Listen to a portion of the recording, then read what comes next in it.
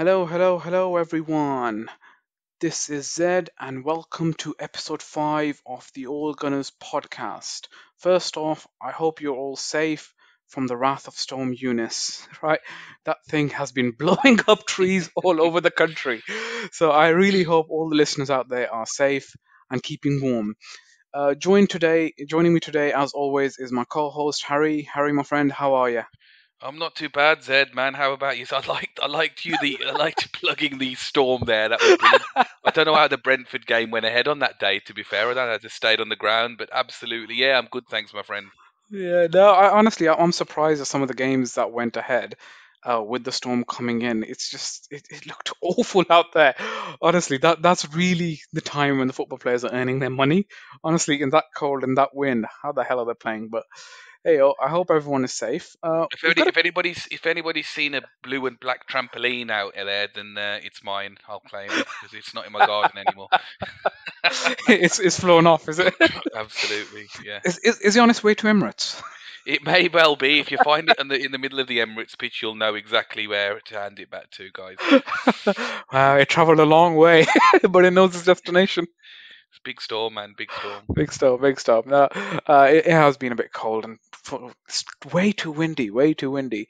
But you know what? I hope everyone is safe, keeping warm, and Yeah, listening to definitely. episode 5. That's what Absolutely. is dropping. So We need nothing. you. We Yeah, need you. Nothing better on a warm. When you're warming up, cozying up close to the heater, than listening to episode 5 of the Old Gunners podcast. that's That what we should be a want. clip. That should That's be the what we clip. want. That's what we want. Um, Absolutely. all right, we've got a good show lined up for everyone. But we're gonna start with the big topic, which is Arsenal versus Brentford. Is that revenge? Did we get our revenge, mate? Yeah, I think so. I think it was, when we look at the stats. Apparently, there's something. I mean, it's not usually me with the stats, but you do.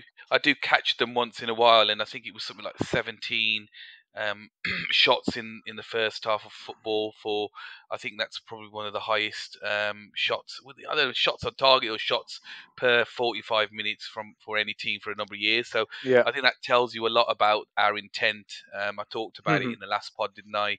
Yeah. Said about how, although happy with the result, I wasn't too pleased with the lack of fluidity against Wolves. I think it certainly we found it. We did everything in this game, but find the net in the first half. To be fair, Yeah. and that was unfortunate. But you felt it was going to be another one of those Burnley. They're playing five at the back, weren't they, Yeah. Brentford? Yeah.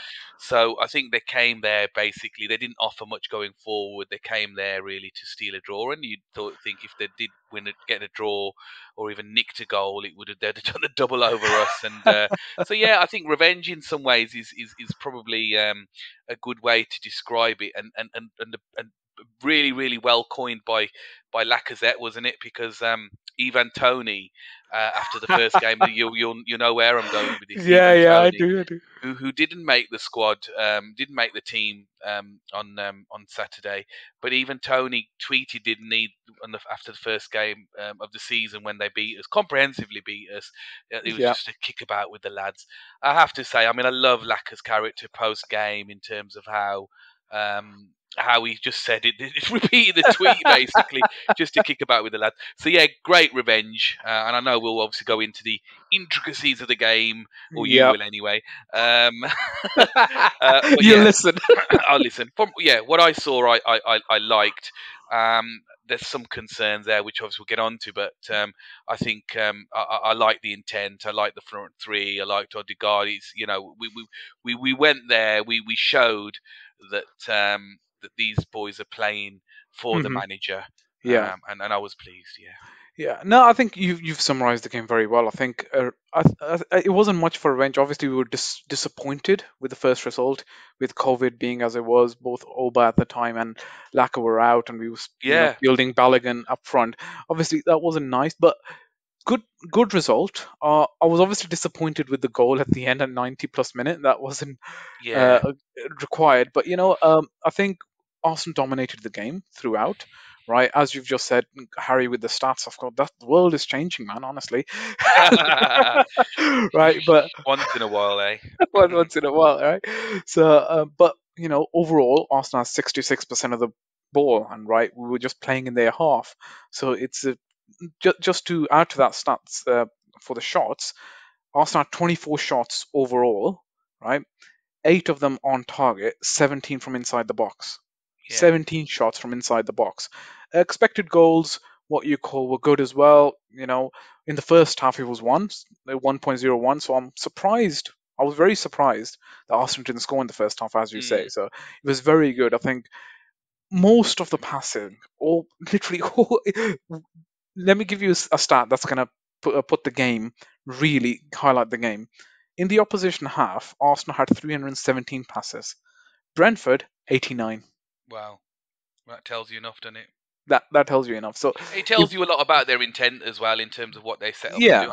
I think absolutely, with absolutely. knowing that Tony was going to be out, that sort of domination of Ben White in the first leg. I call it the first leg, but the first time we played them, first game of the season, is I think he took advantage of Ben's nerves there in that first game, and I think that Yeah, they didn't have that game plan. It's an away game. We're at home on pen and paper. It's a game that you'd expect us absolutely, to win, but look at this is a topsy turvy season really, and absolutely, you wouldn't absolutely. have put it past them if they'd have maybe got a 0-0 out of this. I That's say what they came here to do. That's what they came here to do. absolutely. I think my slight concern was, and look, my concern has been like this for a number of years, is that the two goals were worldies. Let's be honest. Yeah, yeah, You've watched the game back, and Smith Rowe scored a magnificent goal. I mean, that was absolutely beaut. Bergkamp esque. That was really the way he just took it. Well, Henry esque, you could say the finish. Henri X, absolutely. Going through two players and then Yeah, taking on his right foot, and and then and in and, and between. yeah, and the way then that Saka then took that shot was just a bullet, really. And there were brilliant goals, but what worries me about the Arsenal is when we're not scoring simple goals. Don't get me Hmm. wrong. Obviously, we needed two moments of brilliance. We need to be a lot more simpler, ball in the box, tap in, really, for me to be a Yeah, bit more convinced. That's my only worry. yeah, no, I completely understand, but I think it's more of the players that we have currently. Obviously, Laca is dropping a lot deeper these days, so he's helping with the builder play.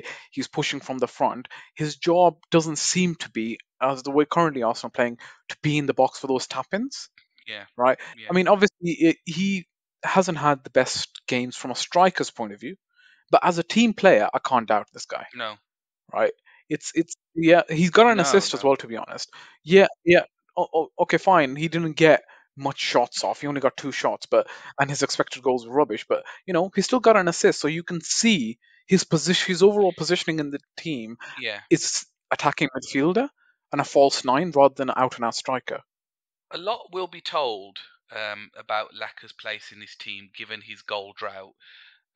With the selection of the next game, I mean, you'd argue that Smith Rowe, after that performance, man of the match performance, is undroppable for the next game against Wolves at home. You'd say that he's not going to move Saka out again. These No. two boys are carrying us. There's now Martinelli, the conundrum around Martinelli coming back in, who also has recently been proven to be undroppable. I think if Arteta has an issue with even the things that we're talking about, i.e., lack Hmm. of goals, you may see a shift of maybe Laka dropping to the bench and Martinelli coming in, which will equally be exciting. I think Martinelli will want to get revenge Yeah. for. You talked about revenge earlier. There's there's another revenge episode There's another reference. against his sending off against Wolves, and how beautiful would it be if Martinelli were to be scoring and pioneering the strike role and scoring a goal there. Hmm. But if he does go with Lacazette, Zed, Yeah. um, it will tell you a lot about actually where Arteta's thoughts and happiness Hmm. is with what Lacazette is doing at the moment. Yeah, honestly, while I can understand the sentiment with getting shifting Martinelli off top, up top, and having Smith Rowe play off the left, which he's been very very good at this season, top scorer by the way for Arsenal. Mm, Uh, but I doubt it. I think either Martinelli will come straight back in to give him that vigor to say, okay, get revenge, or he may bench him even for this game to say, kid, chill out. Smith Rowe, you start. I don't want you going up there, getting too passionate and getting a red card again. what about the rumours that we've heard about him trying him out in training as a number 9? I think this is probably it. He is trying out. I wouldn't doubt it one little bit because there needs to be a succession plan, right? We're losing Nketiah, we're losing Lacazette. That's set in stone now, right? It's whether Arteta's thinking, I need a striker. You can bring one in, but can you if you lose two strikers, is one enough?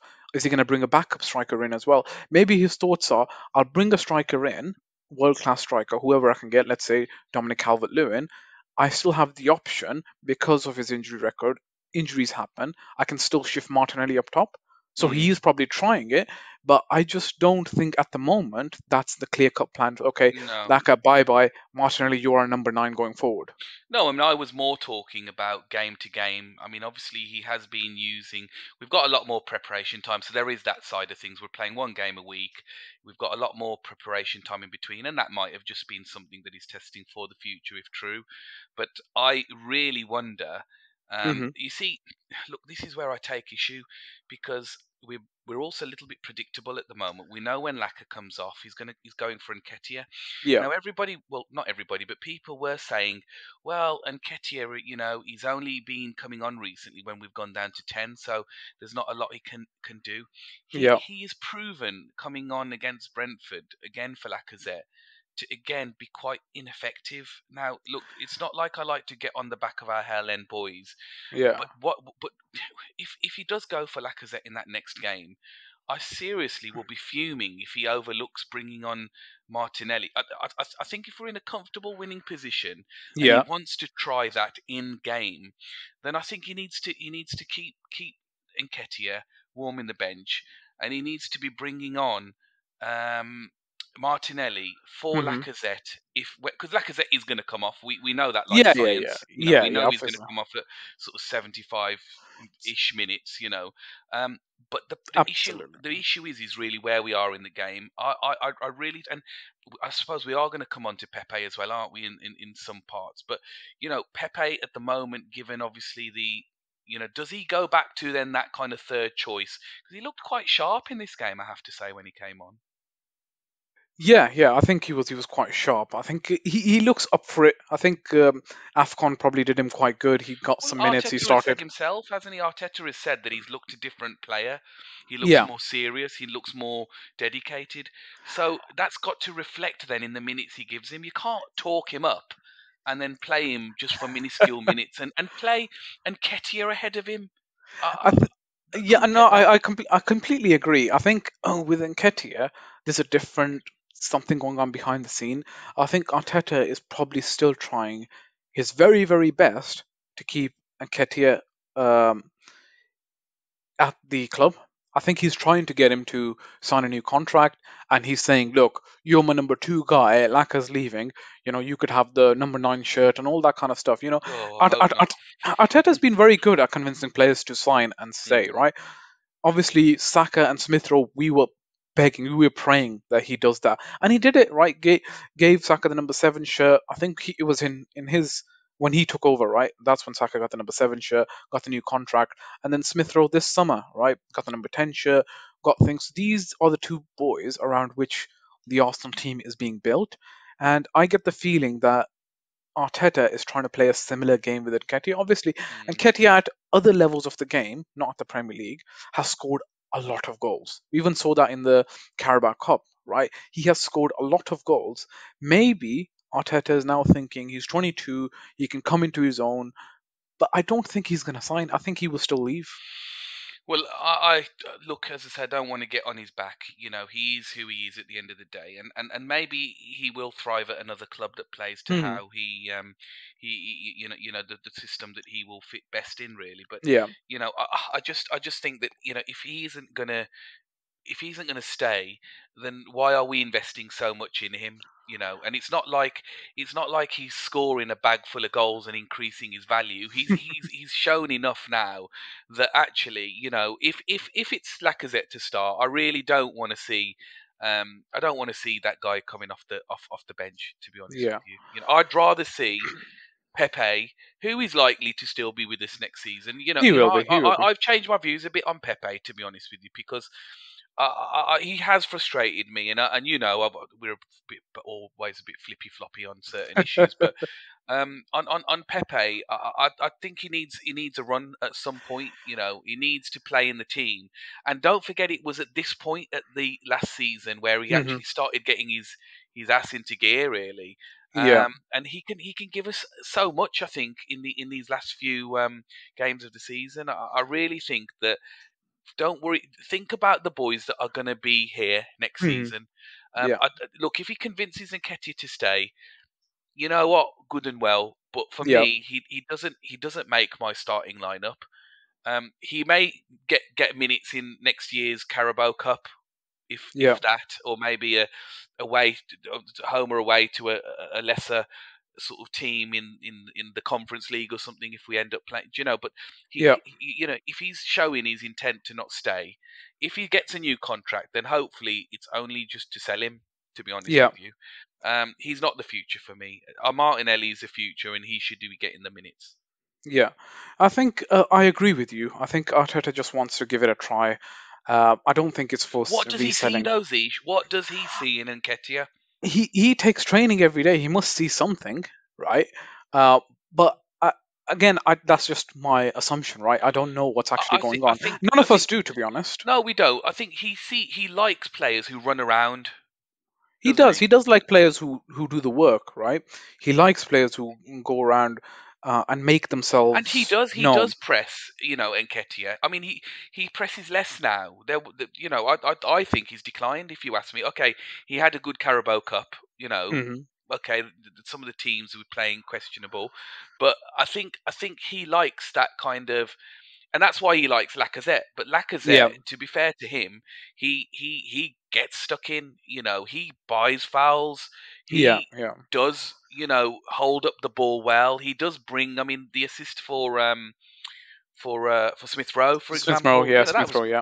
great vision. It was great vision to see Smith Rowe and identify him there, and great transition player. You know, Yeah. but there's nothing that Nketiah has got of in his locker.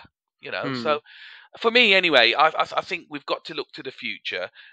We shouldn't be playing players. I know I don't know if Lacazette is going to. We don't know that nail is in the coffin just yet. There is Yeah. always a chance, I think, that depending on what business is planned, Yeah. there might be just a case. Just say, oh, you know what? Let's just keep Lacazette for another couple of years as a squad player. I don't think we could do worse. It's not the worst part. It's how much it will cost. Because remember, Laka's now 30. He's looking for a contract that Yeah, yeah. that'll It's earn more his likely he retirement. will go. It's more likely he will go. Yeah. But don't forget, this system is actually around him at the moment. You It know, is. It is. I think we've talked about this in previous pods, and I think it's the first episode we talked about what kind of we striker did. Yeah. the thing. So check that out, guys. That's very good, interesting. We were talking about Vlahovic back then. Oh, how that ship has The sailed. dream, eh? The dream that never came true, eh? I was never up for that dream. You weren't. You weren't. To be fair, you Uh, weren't. You weren't. yeah. Eggs on my face for that one day. Yeah. So I think the kind of player that he's looking for is a mixture of Oba and Laka, someone who can drop, who can assist and play, but someone who can, who's a bit more predatory in the box, someone Mm, who can get in front of the what you call chances. And I think he's looking for someone who is strong in the air. So all of the players that we've been linked to from a striker position, they're all big guys, right? mm, Someone who can win the aerial duels, and you'll see. And this is where I'm going to come in and highlight a player who's played well in the last two games, right, is Cedric. He puts yeah. in excellent balls in the box, and is just begging for someone who's strong in the air like Dominic Calvert-Lewin to just get at Yeah. the end of them. Teeny does the same. So I think that's the kind of player Yeah. he's looking for. I mean, on Cedric, I'm glad you mentioned Cedric actually, Zed, because Yeah, our fan base is so fickle. I was quiet. There's everybody has their list of who they want to get rid of, right? And yeah, yeah. I've never thought Cedric was that bad. I've never, there's a couple of players. I mean, like another example is Rob Holding. I think he's a decent squad player, but that's what he is. He's a squad player. He's somebody that isn't going to start. Hmm. He's only going to fill in when we have injuries or, as we very well know, suspensions is a regular thing for us. In fact, we have to give props to we kept 11 men on the pitch actually this week. Let's be honest, right? I think first time this year. Yeah, it feels like it. It probably is. But going back to Cedric, yeah, I think the thing with Cedric is that he isn't your flash sort of player that is going to really get the. The problem with our fan base is though is that if they don't see enough of someone, he's automatically on the Mm. on the transfer list for them. I see he has come in these Yeah. last 2-3 games, right? Yeah, and he's actually helped the team in the actually not Hmm. making us rush. Remember what happened against Liverpool? We actually lost the game. I stand by my comments in the last, I think it was episode 2, that we lost the Episode 2. game Yeah. because of the decision to rush Tomiyasu back. What Yeah. Cedric is doing is he is filling in, and he's filling in very, very well. Defensively, very, very strong. He wasn't dribbled past dribble. He wasn't dribbled past at all, Hmm. in that game. I'm sure you're going to pull out some stats out of your hat in some way, shape, or form in a minute, right? But and he does what it says on the tin. He Yeah. defends well. He gets down the flank and he crosses the ball in. Now it's not his fault that the bloody packed the box with 5 bloody defenders. It's not his fault that one occasion it skims off Lacazette's head that should be bulging the back of the net. He is doing what it says on the tin, and I have to say Yeah. that he has not just helped the team in Housefield in, but he Hmm. has allowed Arteta not to need to rush Tomiyasu back. What I'll finally say about Cedric as well, Yeah. because you get your art look, you get your people who've got agendas against Arteta, and Yeah. that's fair enough. It's entirely up to them. But it's easy when they want to start blaming when things go wrong. Should we not praise Arteta for managing Cedric in such a way that actually has pulled a performance out of the bag in the last few games? I think we should. Which, of course, and I was talking to Danny about this last week when I was trying to get him riled up, right? Yeah, Praising yeah, that a couple of times, and obviously I mentioned Cedric as well. I think Cedric's people don't remember, but he was a starting, right back for Southampton for a number of years in the Premier League. He wasn't just some nobody that we plucked out.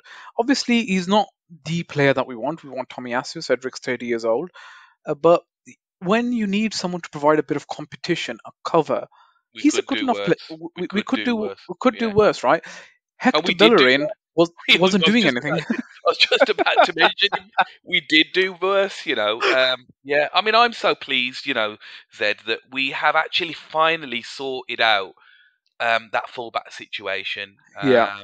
He does what it says on the tin. He was solid. He crossed the ball. He put the ball in the box. And Hmm. I think you were going to mention earlier about strikers that if we have that big, tall, lanky, strong striker in the box, I'm sure you may have been even thinking about Calvert Lewin in that. I was. We know the ball will be in the back of the net a lot more, won't we? Absolutely, and that's the dynamic things that we need. Arsenal don't score a lot of headed goals, right? We can do the clever build up. We've got the players to provide chances for those tap ins or dribble past a couple of players and put it on a plate for a striker.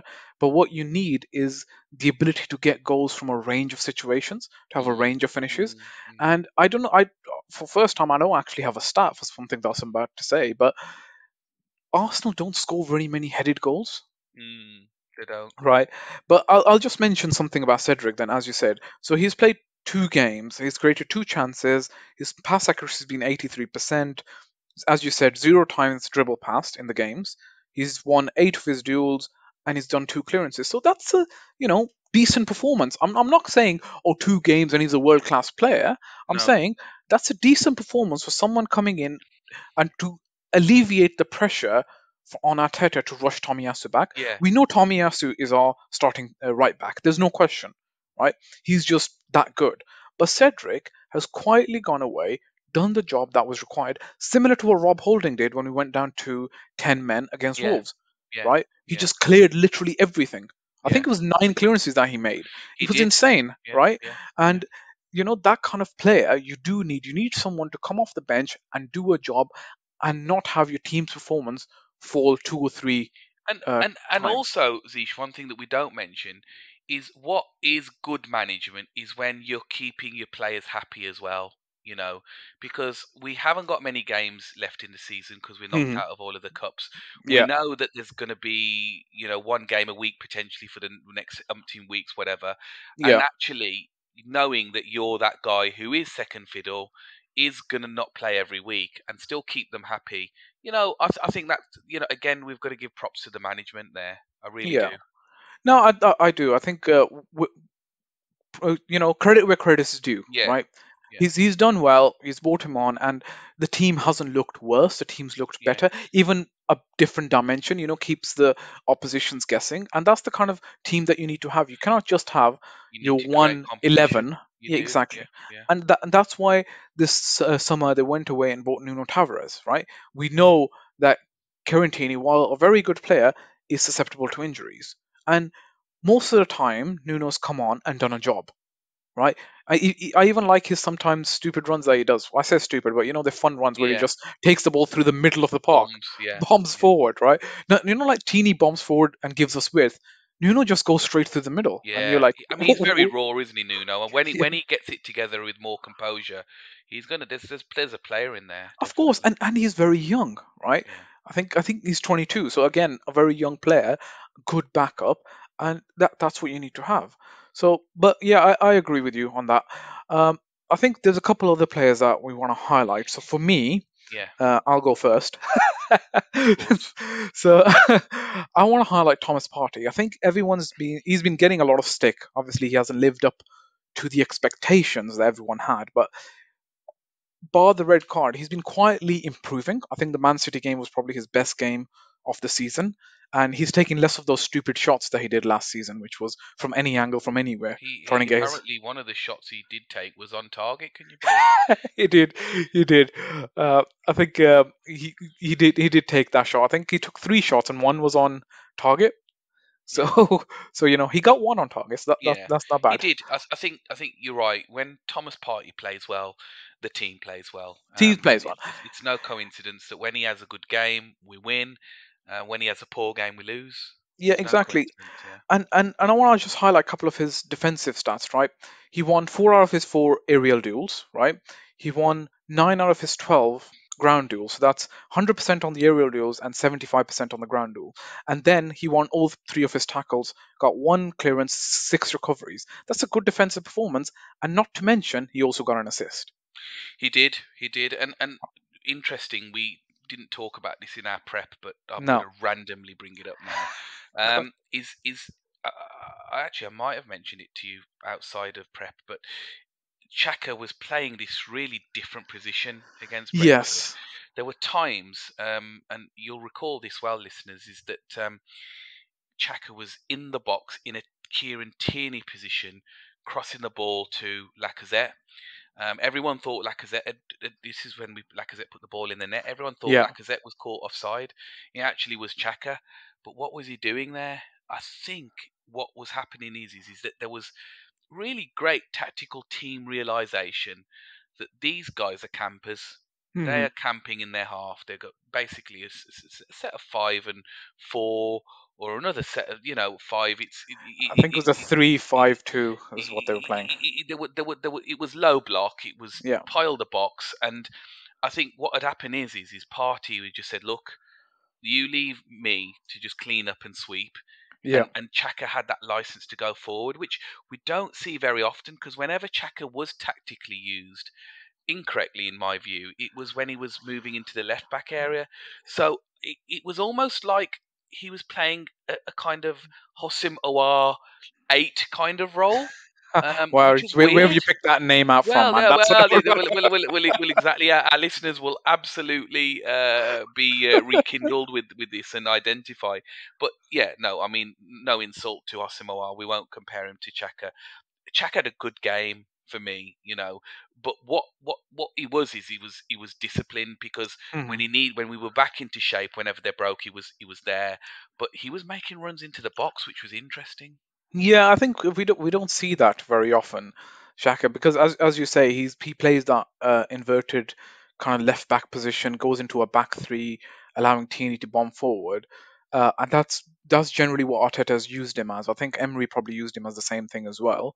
Um, I don't remember now, but yeah, I think he was getting forward, and he's been getting forward a lot recently, which is a good thing. We need attackers, we need players Well, in it the was the box. reason. It was the reason that we were able to create so many chances Mm, because we were just outnumbering them, despite their low block and piled numbers. We were still outnumbering them, and that's where I think the team has come a long way in its own tactical. There's only so much that Arteta can do from the side. yeah, The team is beginning to now click and say, because I tell you that could have been easily a nil-nil game. yeah. Of course, of course. I think it's that's what it is, isn't it? It's the team spirit, it's the togetherness of the group, and this young team, right? Party and Xhaka and Lacazette, they're the senior players, if you will, right? I'll add Cedric into that because he's got a lot of experience. But Yeah. Xhaka, Party, and Laca. Gabriel might be considered senior. I've always said it. No, I think his attitude and his what you call handling of certain situations still needs work. I think Yeah. some of the red cards that he's gotten have been just totally childish, and I'm like, yeah, you're showing your age. I mean, you play like a very, very good player, but you can see his Lack of inexperience, maturity. Lack of lack of maturity. maturity. That's Yeah. that's the, that's it. That's the Yeah. good way to put it. Yeah. But I think I'm gonna bring this on. I don't know how related it is, but I feel it is. The reason why Shaka can go up to and play that number 8 position is because of another player. I think you wanted to mention him, Martin Odegaard. Yeah, I mean, I've just got a running clip from Twitter in front of me, and if anybody can get the chance to jump onto Twitter and just type in Odegaard and just have a look at his contributions, I would go so far to say that this is probably one of his, if not top two, three performances of this season. I mean, I mean, overall, I think of last season, I remember the game, the 3-3 against West Ham, where we really, really stood out. This was Ozil-esque. This was Zed. This was control. Oh. He was sublime in running the tempo of the game, just picking the ball up in space, finding players. He needed the players to run onto, though, in terms Mhm. of his balls. But Yeah. the chances that he created. Look, don't ask me about stats because I don't even know where to hunt these things out from. I'm sure you may be able to help, but what I saw of he just looked like he was reliable. Ball retention was great. And guys, I look, rightly so. Smith Rowe gets man of the match because of Yeah. his contribution. But if you were being really, really objective and you really wanted to sort of have an alternative, just watch some clips of Odegaard in that game against Brentford. There was this one where the ball was coming down the wing, and I mean, at first it looked like an accident, but it was no accident. It was purposely done. He dummies the ball literally through a player. Saka then beautifully plays like that 1-2. He Yeah. plays the three into space, curls it into space for Saka to run onto. It was sublime. It was brilliant. Odegaard for me, absolutely sublime. He Mhm. is now, as our games progress, the more he plays, the more he is a mainstay in this team. And I have a feeling, just listening to Arteta's comments this week about Odegaard and him talking about speaking to his coach in Norway and his leadership skills, I've got a sneaky feeling that he may be at least vice, but certainly he's got contention for becoming the captain of this team. He's buying Yeah. into the project. You could just see the way he's playing now, Zed. He Yeah. is really turning it on, and I have to say, at 30 million, what a bargain! Hmm. What were Real Madrid doing, letting us have him at 30 million? You must be crackers, because I mean, to do that in the Premier League, in actually, I know he's played a half a season with us on loan, but he is now a mainstay in this team. He Mhm. controls the tempo. He brings. He could be as good as Özil for us. Oh, saying Big saying some comparison. big things now. It's You're saying some big. big It's things. big. But I honestly think that he's just so set now and confident and trusting. The players trust him. He trusts the players around him. I can't speak highly enough of him against Brentford. I think a lot of why we won, and kept the ball and kept it ticking and kept chances coming was because of Mhm. him. Yeah, no, I agree. I think Odegaard. I've always been impressed with Odegaard. I think going back a long way, even when he joined Real Madrid, I think Real Madrid, for my side, Real Madrid had got ahead of everyone else. Getting a very good player, Yeah. and but they could never use him. I think their policy of Galacticos and getting these big name players. They haven't got Uh, patience, have they? They haven't got the no, time to no, wait. they haven't No. got time. And We got he's loads remember. of time over here at the off. We got years. Yes, and you know what? He's thriving. So I think just to mention one stat, then the reason why Party and why Xhaka are a lot more comfortable is Odegaard does the defensive work, Oh right? yeah, yeah. While Özil was class, absolute class, he just was not. He ran a lot, right? He did a lot of pressures, but he wasn't the He tough wasn't ball tackling. winning. He wasn't He ball wasn't winning. ball winning, right? No, So while Odegaard doesn't win the ball and do it, but his pressures are a lot more intense. He puts the pressure on quickly from the front foot, and he makes a lot of recoveries. So in the he does, Brentford game, he made 7 recoveries. which is more than anyone, wasn't it? Right. Yeah. So and You know, I was listening at the prep. right, and that's good, right? So the team is growing around him. He's playing that number 10 center midfield. So at times it becomes a three-man midfield with Xhaka, Yeah, Partey, and Odegaard, yeah, and then he has the freedom to roam the whole center of the pitch to pick up the ball anywhere and play those 1-2 with our yeah, yeah, quick, yeah. stylish players, as you mentioned, with Saka, with Smith Rowe, with Martinelli. And to be honest, I think if Pepe and him are playing, they could do a very good link up as well, Yeah, yeah, right? yeah. Right. Pepe likes to run behind. He likes to take on players. Odegaard can support him, pressure the players around him. Well, this is why we signed Pepe, was it not? For those sort of last man runs, running in behind. And when you watch, you see Saka very much.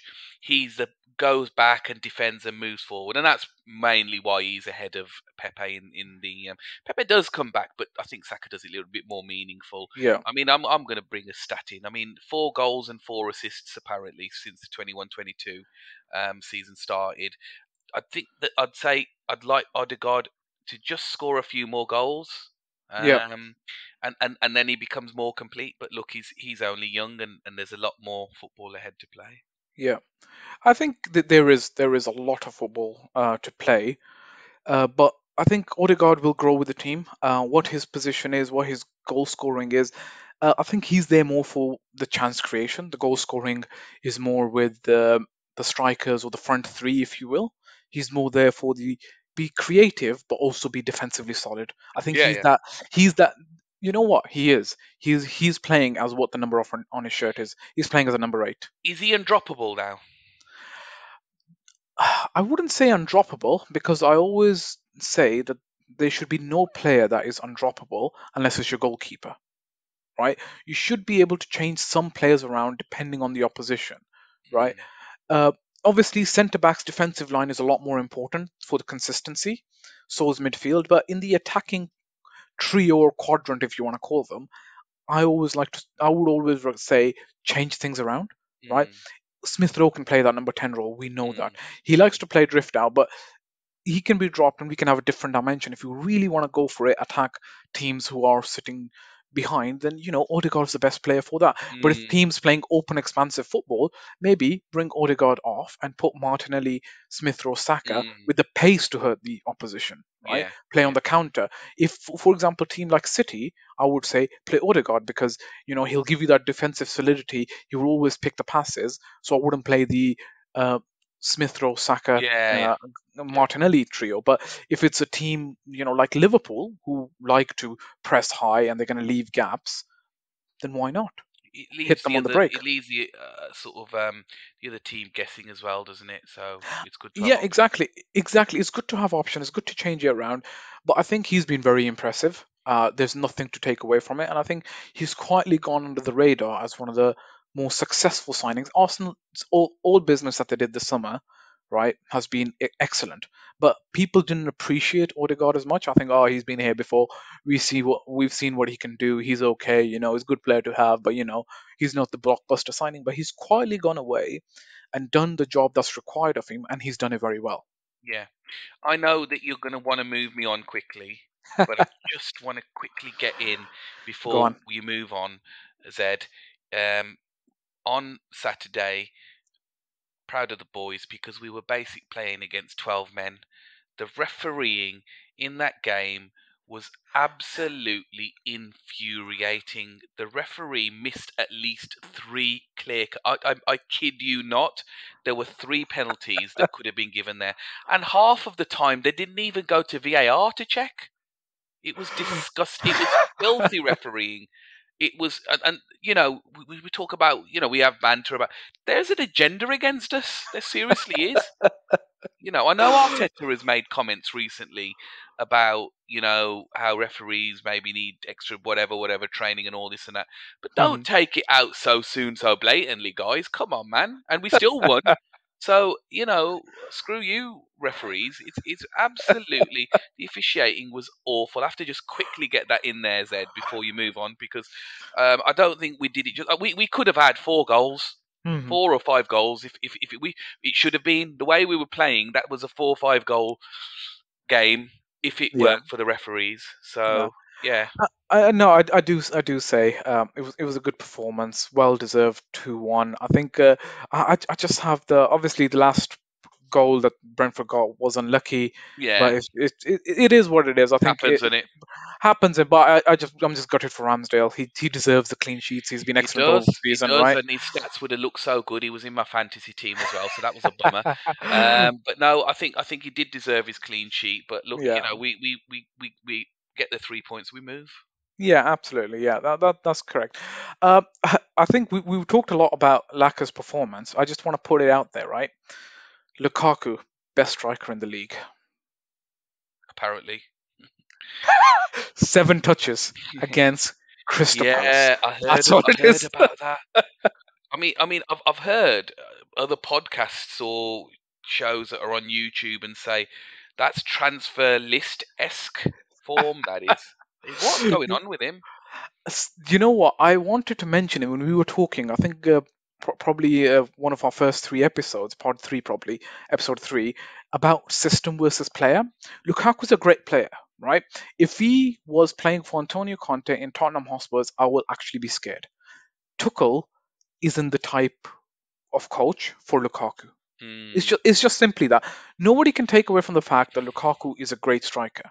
Yeah, and But I'm glad that you brought this up because it does bring the Lacazette issue into perspective, doesn't it? Because yes, a lot of the fans are on Lacazette's back now because yeah, a lot of us are quite fickle and stats driven. Oh, he hasn't scored very many goals, but I don't think he's being expected to score many goals. As I said earlier no, in the first segment, yeah. I a lot will tell if Arteta keeps selecting him.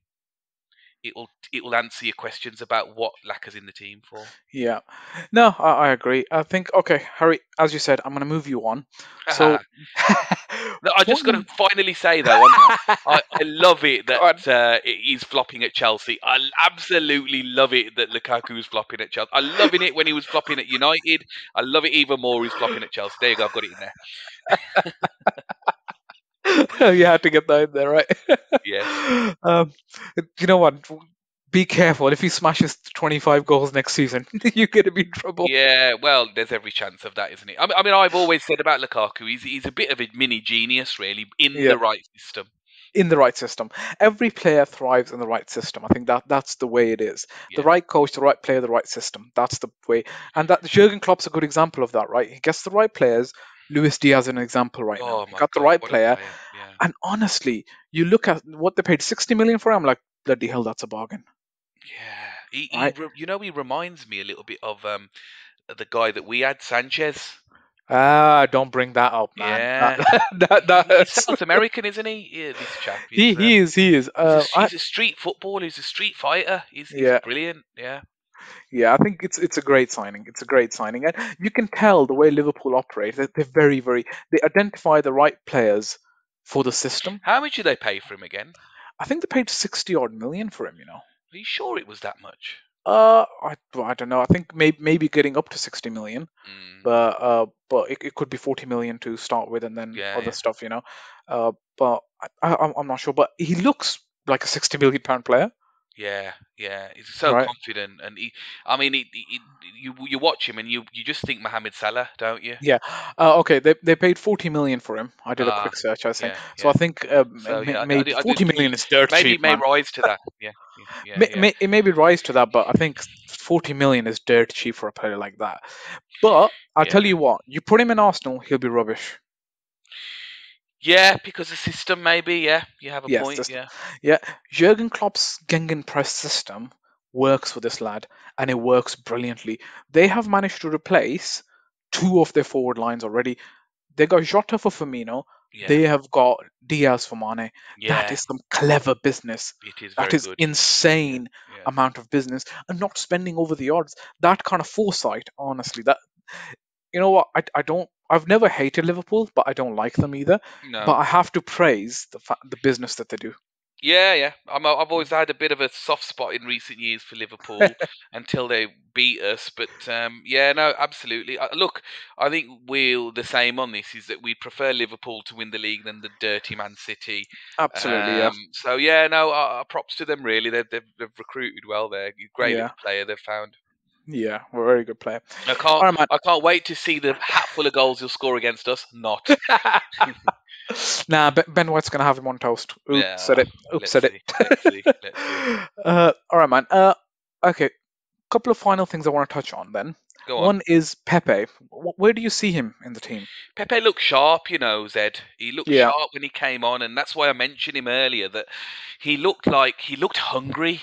yeah, He looked like he was intending to just send a statement out to Arteta and say, "Play me.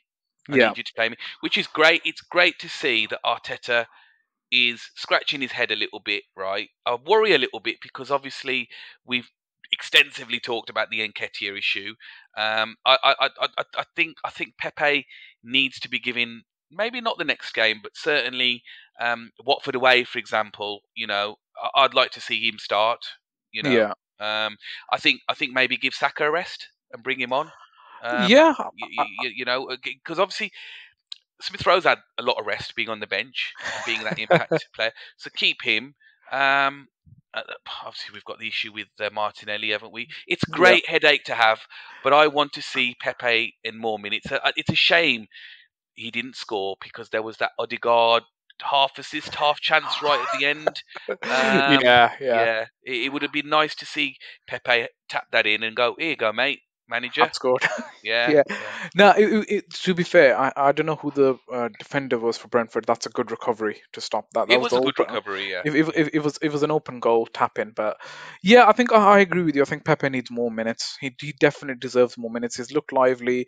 He's come back from the Afcon ready to impress. So I think giving Saka a rest. He's played every game, I think, and he's probably played 90 minutes for most games. So giving him a rest. What would be interesting to see, Zed, Yeah, Odegaard, as you said earlier, yeah, just play.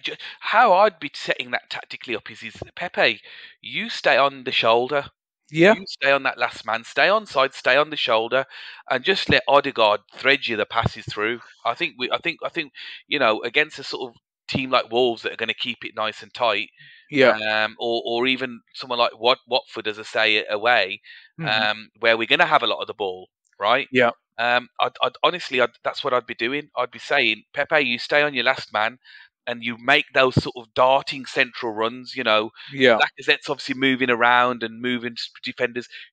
Lacazette moving the defenders out, and you just driving into them. It could work, man. Yeah, I think it's if you play him as a second striker and Laka to drop play into the centre attacking midfield role, or Odegaard to drop into that three-man midfield kind of role, or that could work. That could work, but I doubt Arteta will do it. No, he's not going to do that, is But he? but I would like to see him get more minutes. I think, especially if Saka needing a bit of rest against Watford or stuff like that. You can always bring Saka off the bench, but give him a bit of rest. Get your Pepe on. Give him space and Yeah, time to run against these teams in the lower half of the division. While they're going to be very good because this is the Premier League, right? But get him to build some confidence, score some goals. He's a player that we're gonna have, and if we make it to Europe, fingers crossed, he's the kind of player that you need on form to score in those away games against teams that probably are going to play low blocks, yeah, right? agree. Okay. But let's be honest, it'll be Nketiah instead of him. Full circle back to Yeah, yeah, that. Yeah, probably.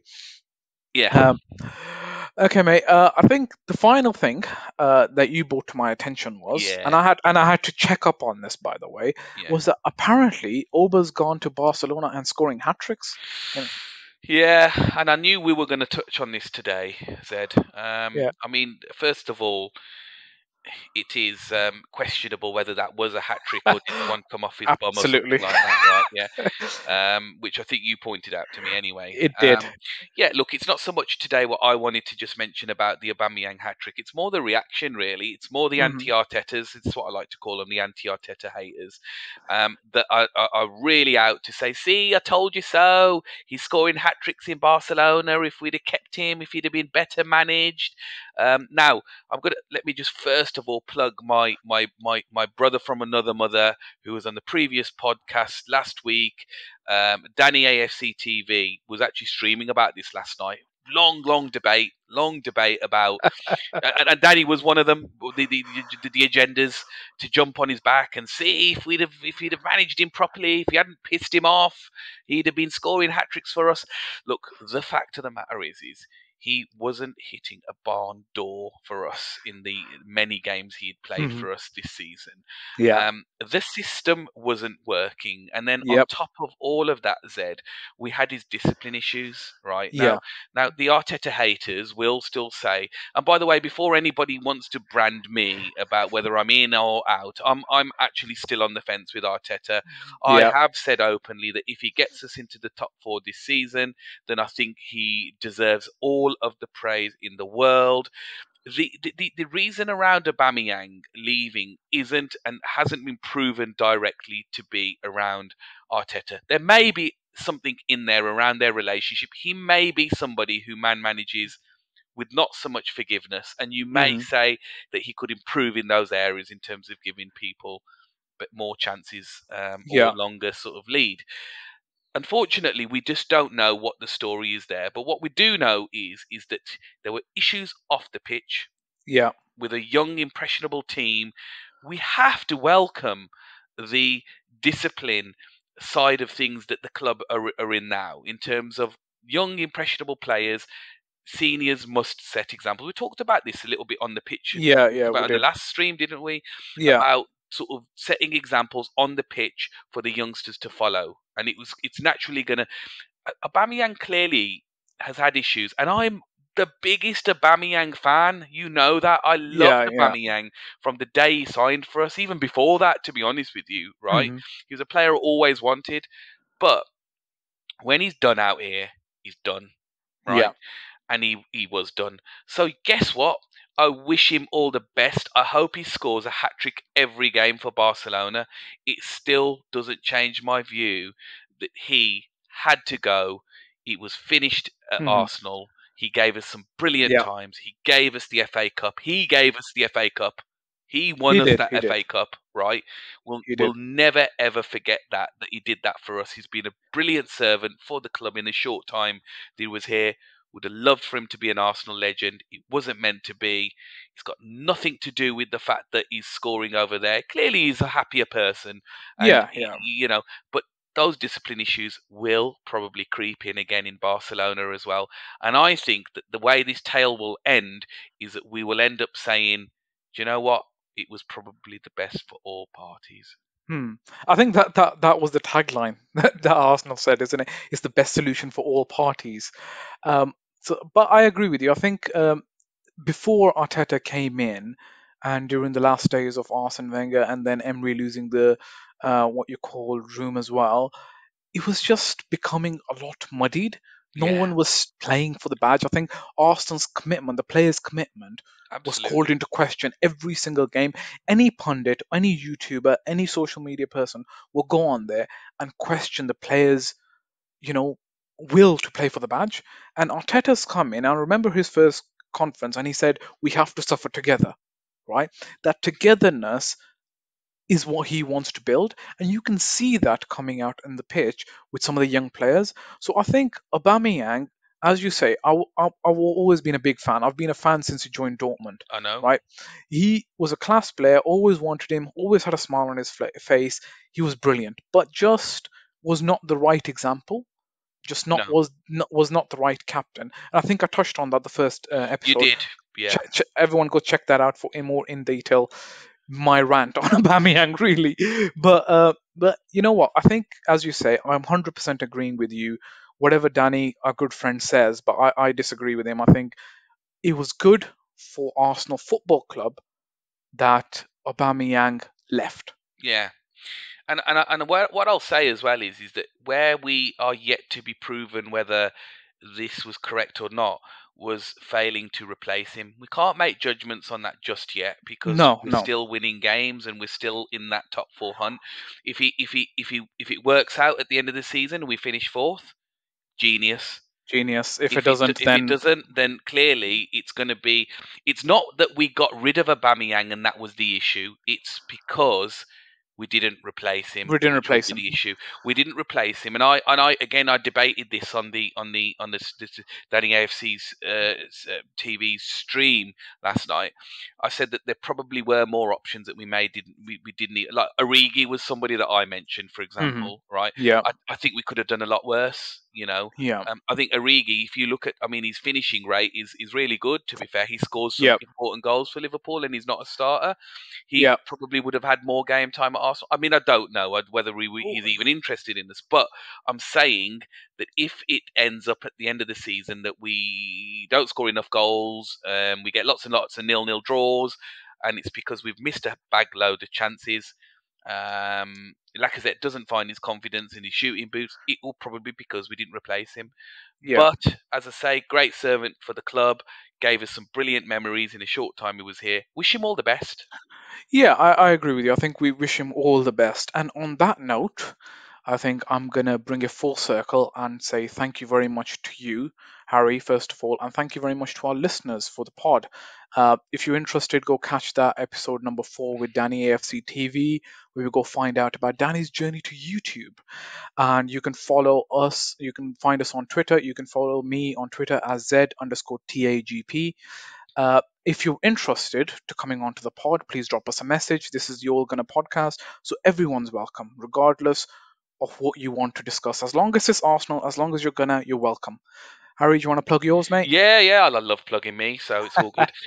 So yeah, you can find me on Twitter at Harry Carnu, and that's Carnu with a KHUN. You. So as I say, thank you very much, Zed. You've presented really well after being 2 weeks out of the game. You've Deserved rest. yeah, you've absolutely smashed it. And I hope that we bring more listeners in, as you say, and more people who want to contribute to the pod. You're welcome. Yeah, you're welcome. No, Harry, you did an excellent job in the last 2 pods, hosting with guests for the first time, especially with Graham. So go check that out in episode 3 of the All Gunners podcast. And me and Harry will catch you in the next one. Take care, stay safe.